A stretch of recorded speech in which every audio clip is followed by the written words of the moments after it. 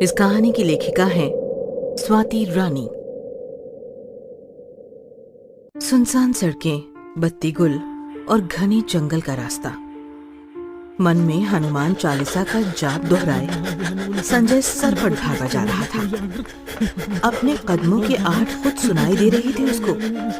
सांसें तेज हो रही थी। संजय के मन में घबराहट भी थी। काश जल्दी से घर पहुंच जाऊं। इस रास्ते पे चोर बहुत घूमते हैं। तभी पीछे से आवाज आई, जो भी तुम्हारे पास है दे दो, वरना खोपड़ी खोल दूंगा। आखिर जिसका डर था वही हुआ। ये गली थी ही बदनाम। संजय ने सारे पैसे दे दिए और बोला, अब तो जाने दो। अब तो तूने मुझे देख लिया। तुझे मारने में ही मेरी भलाई है। रुको, मैं तुम्हें कुछ ऐसा दे सकता हूँ जिससे तुम्हारी जिंदगी बदल जाएगी। चोरी करने की जरूरत नहीं पड़ेगी और तुम इज्जत की जिंदगी जी पाओगे। पर तुम्हें मुझे वादा करना होगा, तुम मुझे मारोगे नहीं। ठीक है। संजय ने उसे एक बक्सा दिया। उसमें एक आईना था। इसे अकेले में ही खोलना और एक माचिस की तिल्ली जलाना और इस आईने के सामने जादुई आईने और अपनी इच्छा बोलना। फिर तुम जो मांगोगे ये आईना तुम्हें दे देगा। चोर आंखें चमकाते हुए बोला, क्या ये पैसा देगा? हाँ, पर एक शर्त है। जब भी तुम ये बक्सा किसी और को देना, सारे नियम बता देना। बिना किसी को बताए इसे कहीं रखाए तो ये फिर से तुम्हारे पास आ जाएगा।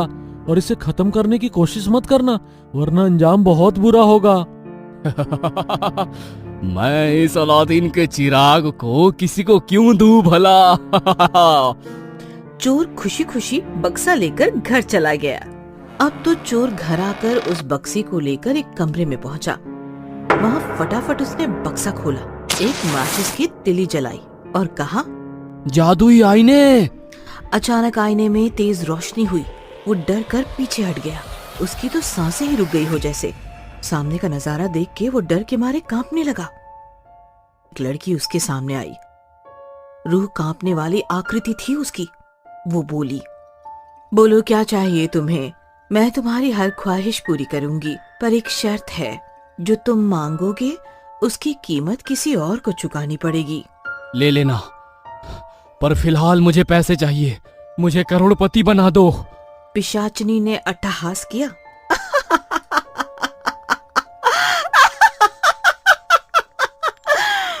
लालची, तूने भी वही मांगा जो सब मांगते हैं।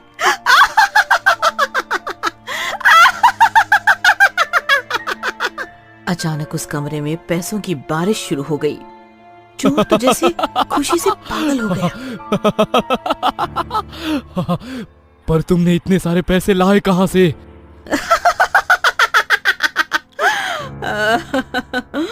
तुम्हें उससे क्या, तुम बस मजे करो। और एक भयानक कर्कश चित्कार के साथ वो गायब हो गई। अगले दिन सुबह वो चाय के ठेले पर गया तो पता चला संजय, यानी जिसके उसने पैसे लूटे थे, वो शहर के पैसे वालों में से एक था। वो रहस्यमयी तरीके से अपने कमरे में मरा पाया गया और उसके पैसे भी गायब थे। चोर को ये सब थोड़ा अजीब लगा, पर वो तो नए दौलत के नशे में चूर था। 10 साल बीत गए उस बात को। अब वो चोर इस शहर का सबसे बड़ा रईस यानी रमेश शर्मा बन गया था। उसने उस बक्से को तहखाने में रख दिया, जहाँ उसके परिवार का कोई सदस्य नहीं जाता था। उसके ताले की चाबी सिर्फ उसी के पास थी। यहाँ तक कि उसने अपनी बीवी और बच्चों को भी कुछ नहीं बताया था। एक दिन रमेश के बेटे का एक्सीडेंट हो गया। वो उस एक्सीडेंट में बुरी तरह से जल गया। रमेश बहुत दुखी था। उसे उस बक्से की याद आई। वो तहखाने में गया, बक्सा खोला, माचिस जलाई और बोला, जादुई आईने। वो अट्टहास करते हुए फिर आई। फिर से वही चित्कार वाली हंसी लिए वो बोली, कहो, बहुत दिनों के बाद याद किया? मेरे बेटे को बचा लो। पर शर्त याद है ना, किसी एक को अपनी जान देनी पड़ेगी। रमेश अपने बेटे के प्यार में अंधा हो गया था। उसने कहा, ठीक है, तुम मुझे मार दो, पर मेरे बेटे को बचा दो। वो पिशाचिनी अपने काले दांत निपोरते हुए बोली, नहीं, जिसे मैं चाहूंगी वो मरेगा।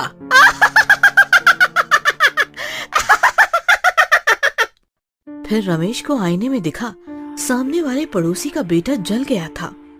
रमेश को बहुत बुरा लगा, बचपन से उसे देखा था। रमेश ने कहा, अब मैं कभी तुम्हारे पास नहीं आऊंगा। पिशाचनी बोली,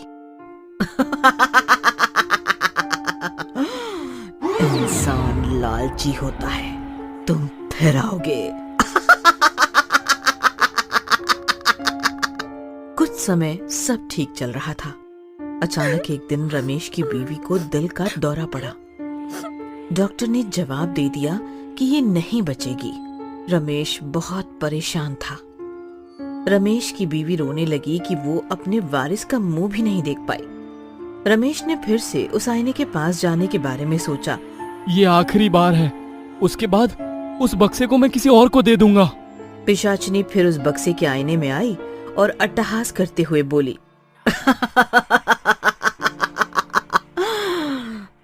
देख, आ गया ना फिर, बोला था ना आएगा। आएगा, आ गया तू। बोल, अब क्या चाहिए? मेरी बीवी को दिल का दौरा पड़ा है, उसने वारिस का मुंह भी नहीं देखा। रमेश गिड़गिड़ाने लगा, पर शर्त याद है ना? हाँ, याद है। पिशाचनी जोर जोर से हंसने लगी। अचानक आईने में रमेश के बेटे की लाश दिखी। रमेश जोर जोर से रोने लगा।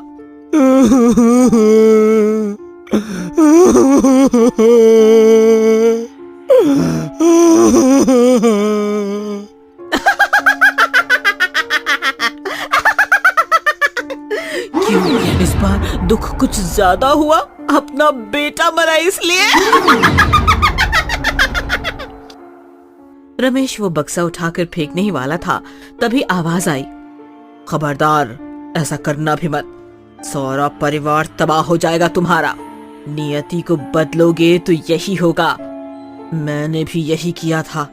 मेरे हाथ में शादी का सुख नहीं था, पर मैंने लिया। 2 दिन बाद ही मेरे पति की मौत हो गई और मेरे ससुराल वालों ने कुलक्षणी कहकर मुझे जलाकर मार दिया।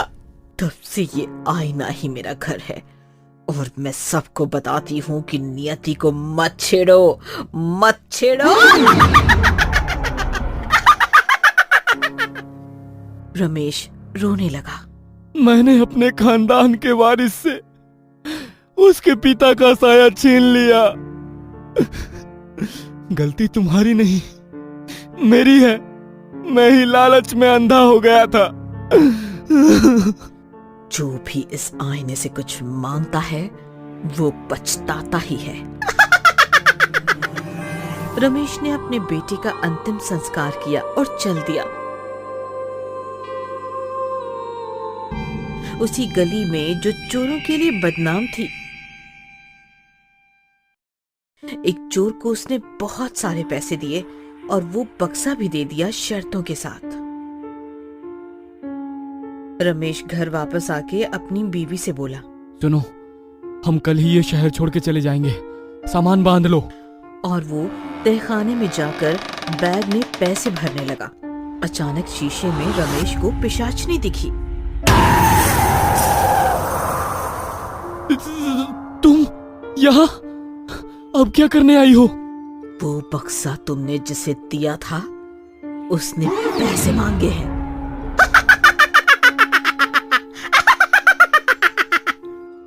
रमेश डर से थर-थर कांपने लगा।